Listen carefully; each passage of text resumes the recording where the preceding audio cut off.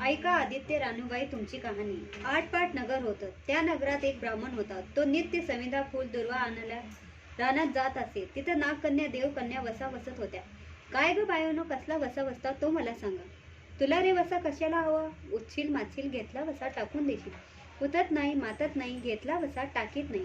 तेव्हा त्या म्हणाल्या, श्रावण मास येईल तेव्हा पहिल्या आदित्यवारी मोनव्याने न बोलता उठावं, सचिळ अंगावर असलेल्या वस्त्रासह स्नान करावं, अग्रोदर पाणी आणावं, विडाच्या पाण्यावर रक्तचंदनाची आदित्य रानूबाई काढावी, 6 रेगांचा मंडळ काढावा, 6 सुतांता तातू करावा, त्याला 6 गाठ द्यावी, पान फुल व्हावा, पूजा करावी, पानांचा विडा, फुलांचा झेंडा, दशकांचा धूप, गुळ खोबऱ्याचा नैवेद्य दाखवा, 6 मास चाळावी, 6 मास पाळावी, माघी रथसप्तमीस पूर्ण करावा. संपूर्णाला काय करावा? गुळाच्या पोळव्या, बोटव्याची खीर, लोणखडा तूप मेहून जेवू सांगावं. असेल तर चिरचोळी द्यावे, नसेल तर जोळगळे सरी द्यावी, ती नसेल तर 2 पैसे दक्षिणा द्यावी आणि आपल्या वसाचा उद्यापन करावा. असा वसा ब्राह्मणानं केला. त्याला सूर्यनारायण प्रसन्न झाला. भाग्यलक्ष्मी आली. तेव्हा राजाच्या राणीनं ब्राह्मणाला बोलावून धाडलं. ब्राह्मण जाती वेळेस भिवू लागला, कापू लागला. तेव्हा राजाच्या राणीनं सांगितलं, भिवू नको, कापू नको, तुमच्या मुली आमच्या इथं द्या. आमच्या मुली गरीबाच्या, तुमच्या घरी कशा द्याव्या? दासी कराल, बटकी कराल. दासी करीत नाही, बटकी करीत नाही, राजाची राणी करू, प्रधानाची राणी करू. मार्गेश्वराचा महिना आला. ब्राह्मणांना लगीन करून मुली दिल्या. एक राजाच्या घरी दिली, दुसरी प्रधानाच्या घरी दिली. गेल्या पावली मुलींचा समाचार घेतला नाही. 12 वर्षांनी समाचारास ब्राह्मण निघाला. राजाच्या घरी गेला. लेकीने बसायला पाट दिला, पाय धुवायला पाणी दिलं. बाबा बाबा, गुळ खा, पाणी प्या. गुळ खात नाही, पाणी पेत नाही. माझी कहाणी करायची आहे, ती ऐक. तुझी कहाणी ऐकायला मला वेळ नाही. राजा पराधीला जाणार आहे, त्याला जेवायला उशीर होईल. तोच त्याच्या मनात राग आला. तिथून निघाला. प्रधानाच्या घरी गेला. तिनं पाहिलं आपला बाप आलाय म्हणून बसायला पाट दिलं, पाय धुवायला पाणी दिलं. बाबा बाबा, गुळ खा, पाणी प्या. गुळ खात नाही, पाणी पेत नाही. माझी कहाणी करायची आहे, ती तू अगोदर ऐक.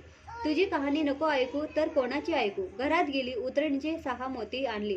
3 आपण घेतली, 3 बापाच्या हातात दिली. त्याने मनोभावे कहाणी सांगितली. लेकीने चित्त भावे ते ऐकली. नंतर जेवून खाऊन बाप आपल्या घरी आला. बायकोनं विचारलं, मुलीचा समाचार कसा आहे? जिनं कहाणी ऐकली नाही ती दरिद्राने पिडली, दुःखाने व्यापली. राजा मूर्खावर निघून गेला. जिनं कहाणी ऐकली होती ते भाग्यानं नांदत आहे. इकडे जी दरिद्र झाली होती तिने आपल्या लेकाला सांगितलं, मावशी घनघोर नांदत आहे, तिकडे जाऊन काही दिलं तर घेऊन ये. पहिल्या आदित्यवारी पहिला मुलगा उठला. तळ्याच्या पाळी जाऊन उभा राहिला. अगं दासीनो, तुम्ही दासी कोणाच्या? आम्ही दासी प्रधानाच्या. प्रधानाच्या राणीला जाऊन सांगा, तुमच्या बहिणीचा मुलगा आला आहे. कसा आला आहे, का आला आहे, फाटके नेसला आहे, तुटके पांघरला आहे, तळ्याच्या पाळीला उभा राहिला आहे. प्रधानीची राणी म्हणाली, परसदार घेऊन या. परसदारान घेऊन आल्या. नाहू माखू घातलं, पितांबर नेसास दिला, जीव खाऊ घातलं, कोहळा पोखरून होना मोहरांनी भरला. बाबा ठेवू नको, विसरू नको, घरी जतन करून घेऊन जा म्हणून सांगितलं. वाटेने आपला जाऊ लागला. तो सूर्यनारायण माळ्या राखाच्या रूपाने आला. हाताचा कोहळा काढून नेला. मुलगा घरी गेला. आईनं विचारलं, काय रे बाबा, मावशीने काय दिलं? देवीने दिले, कर्माने नेलं. कर्माचे फळ पुढे उभे राहिले. मावशीने दिलं होतं पण सर्व गेलं. पुढे दुसऱ्या आदित्यवारी दुसरा मुलगा गेला. तळ्याच्या पाळी जाऊन उभा राहिला. अगं दासीनो, तुम्ही दासी कोणाच्या? आम्ही दासी प्रधानाच्या. प्रधानाच्या राणीला माझा निरोप सांगा. त्याने सांगितला. मग प्रधानाच्या राणीनं त्याला घरी नेऊन नाव माखू घातलं, पितांबर नेसायस दिला, जीव खाऊ घातलं, काठी पोखरून होना मोहरांनी भरून दिली. बाबा बाबा ठेवू नको, विसरू नको, जतन करून घरी घेऊन जा म्हणून सांगितलं. वाटेत सूर्यनारायण गुरा राखाच्या रूपाने आला. हाताची काठी काढून घेतली. मुलगा घरी गेला.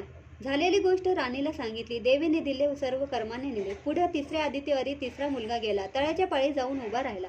त्यालाही पहिल्यासारखं प्रधानाच्या घरी नेऊन नाऊ माखू घातलं, पितांबर नेसास दिला, जीव खाऊ घातलं, नारळ पोखरून होना मोहरांनी भरून दिला. ठेवू नको, विसरू नको म्हणून सांगितलं.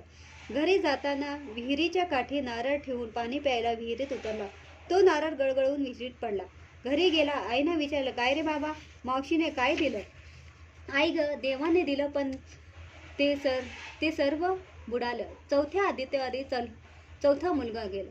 तळ्याच्या पाळी जाऊन उभा राहिला. त्याला प्रधानाच्या राणीनं घरी नेऊन नाऊ हाकू घातलं, पितांबर नेसास दिला, जीव खाऊ घातलं, त्याला दह्याची शिदोरी होना मोहराव घालून बरोबर येले. वाटेत सूर्यनारायण घारी राखाच्या रूपाने आला. हाताची शिदोरी घेऊन गेला. घरी गेला. आईने विचारलं, काय रे बाबा, मावशीने काय दिलं? आई ग, मावशीने दिलं, पण देवाने ते सर्व नेलं. 5व्या आदित्यवारी आपण उठली. तळ्याच्या पाळी जाऊन उभी राहिली. दासीने तिचा निरोप तिच्या बहिणीला सांगितला. बहिणीने तिलाही परत दारण घरी नेऊन नाहूमाहू घातली. पाटव नेसास दिला. प्रधानाची राणी आदित्यवारी कहाणी करू लागली. काय वसा करते तो मला सांग. बहिणी म्हणाली, अगं अगं पापीनी सांडळीनी, बापाची कहाणी ऐकली नाहीस म्हणून तुला दारिद्र्य आलं. राजाच्या राणीने विचारलं, याला काय उपाय करू? तेव्हा तिने वसा सांगितला. ती म्हणाली, ती बहिणीच्या घरी राहिली. श्रावण मास आला. सांगितल्याप्रमाणे सूर्यनारायणची पूजा केली. इकडं राजाला भाग्य आलं. राजाने बोलावू धाडलं. मावशी मावशी, तुला छत्र आले, चामर आले, पायी आले, परवर आले. मलाली पापिनीला छत्र कोठले, चामर कोठले, पायी कोठले, परवर कोठले. बाहेर जाऊन दाराशी बघता तो राजा बोलावू आला आहे. राजा आला तसं घरी जायला निघाली. बहिणीने एकीमेकीला आहेर केलं. वाट्याने जाऊ लागली. पहिल्या मजले स्वयंपाक केला. राजाला वाढलं, मुलांना वाढलं, आपलं पान वाढून घेतलं. तेव्हा कहाणीची आठवण झाली. करा रे हकारा, पिटा रे डोंगारा, नगरात कोणी उपाशी आहे का, याचा शोध करा. उपाशी नाही, काही नाही, वाटेनं एक मोळी विक्या जात आहे. त्याला म्हणाले, आमच्या बाईची कहाणी ऐकायला ये. तुझ्या बाईची कहाणी ऐकून मला काय फळ, माझं पोट भरलं पाहिजे, असं म्हणून तो राणीकडे आला. तशी राणीने 6 मोती घेतली. 3 त्याला दिली. 3 आपल्या हातात घेतली. मनोभावे कहाणी सांगितली. त्याने चित्तभावे ऐकली. त्याची मोळी लाकडाची होती, ती सोन्याची झाली. तो म्हणाला, बाई बाई, कहाणी ऐकल्याचं एवढं फळ, मग वसा घेतल्याचं काय फळ? काय वसा असेल तो मला सांगा. तुला रे वसा कशाला हवं? उचशील माचशील, घेतला वसा टाकून देशील. उतत नाही, मातत नाही, घेतला वसा टाकीत नाही. पुढे दुसऱ्या मजलीत गेली. स्वयंपाक केला. राजाला वाढलं, मुलांना वाढलं, आपलं पान वाढून घेतलं.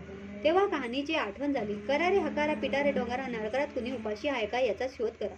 उपाशी नाही, काही नाही, माळ्याचा मळा पिकत नाही, विहिरीला पाणी लागत नाही, असा एक माळी चिंतेने बसला आहे. त्याला हाक मारली, आमच्या बाईची कहाणी ऐक. तो आला. राणीनं 6 मोती घेतली. 3 आपण घेतली. 3 माळ्याला दिली. राणीने मनोभावे कहाणी सांगितली. माळ्याने चित्तभावे ऐकली. माळ्याचा माळा पिकू लागला. विहिरीला पाणी आलं. तो म्हणाला, पायीबाई, कहाणी ऐकल्याचं एवढं फळ, मग वसा घेतल्याचं काय फळ? काय वसा असेल तो मला सांगा. पण मग राणीनं त्याला वसा सांगितला. पुढं 3ऱ्या मजलीत गेली. स्वयंपाक केला. राजाला वाढलं, मुलांना वाढलं, आपलं पान वाढून घेतलं. तेव्हा कहाणीची आठवण झाली. करा रे हकारा, पेटा रे डोंगारा, नगरात कुणी उपाशी आहे का, याचा शोध करा. उपाशी नाही, काही नाही, एक म्हातारी, तिचा एक मुलगा वनात गेला होता, एक डोहात बुडाला होता, एक सर्पांना खाल्ला होता. त्यामुळे चिंताक्रांत बसली होती.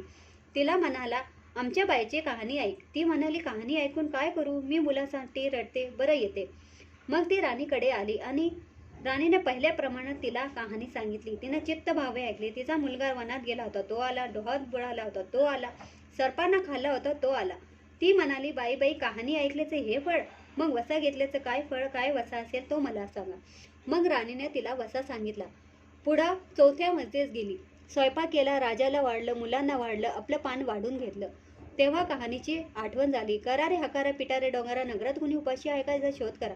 उपाशी नाही, काही नाही, काना डोळा मासाचा गोळा, हात नाही, पाय नाही, असा एक मनुष्य रस्त्यामध्ये होता. त्याच्या अंगावर तांब्यावर पाणी ओतलं. पालथा होता, तो उठाणा केला. 6 मोती होते. 3 मोती त्याच्या बेंबीवर ठेवली. 3 मोती आपण घेतली. राणीने मनोभावे कहाणी सांगितली. ती त्याने ऐकली. त्याला हात पाय आले, देह दिव्य झाला. तो म्हणाला, कहाणी ऐकल्याचं एवढं फळ, मग वसा घेतल्याचं काय फळ? काय वसा असेल तो मला सांगा. मग राणीने त्याला वसा सांगितला. 5व्या मुक्कामाला घरी आली. स्वयंपाक केला. सूर्यनारायण जेवायला आले. 7 दरवाजे उघडले. लोह गंगाळ पाणी तापविलं. षड्रस पक्वान जेवायला केले. सूर्यनारायण जेवायला बसले. त्यांना पहिल्या घासाला केस लागला. ते म्हणाले, अगं अगं, कोणा पापिनीचा केस आहे? राजाच्या राणीला 12 वर्षे दारिद्र्य आलं होतं. तिनं आदित्यवारी वळचणी खाली बसून केस विंचरले होते. काळ चराळ डोईचा केस, वळचणीचे काळे, डाव्या खांद्यावर वेशी बाहेर टाकून दे.